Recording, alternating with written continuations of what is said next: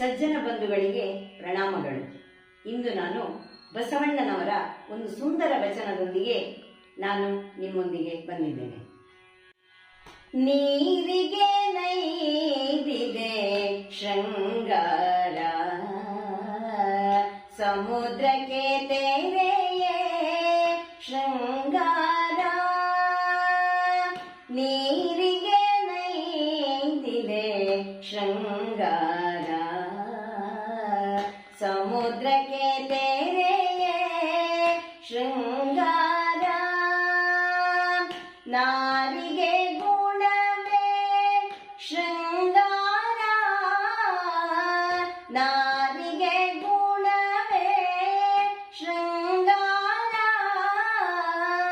ಗಗನಕ್ಕೆ ಚಂದ್ರಮ ಶೃಂಗಾರ, ಗಗನಕ್ಕೆ ಚಂದ್ರಮ ಶೃಂಗಾರ. ನೀರಿಗೆ ನೈದಿಲೆ ಶೃಂಗಾರ, ಸಮುದ್ರಕ್ಕೆ ತೆರೆಯೇ ಶೃಂಗಾರ. ಕೂಡಲ ಸಂಗಮ ದೇವನ ಶರಣಗೆ, ಕೂಡಲ ಸಂಗಮ ದೇವನ ಶರಣಗೆ, ಕೂಡಲ ಸಂಗಮ ದೇವನ ಶರಣಗೆ, ಕೂಡಲ ಸಂಗಮ ದೇವನ ಶರಣಗೆ.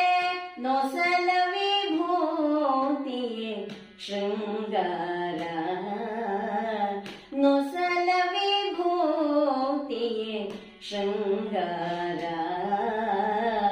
ನೀರಿಗೆ ನೈದಿಲೆ ಶೃಂಗಾರ, ಸಮುದ್ರಕ್ಕೆ ತೆರೆಯೇ ಶೃಂಗಾರ. ನಾರಿಗೆ ಗುಣವೇ ಶೃಂಗಾರ,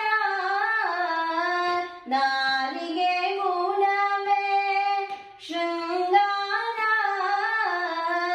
ಗಗನಕ್ಕೆ ಚಂದ್ರಮ ಶೃಂಗಾರ,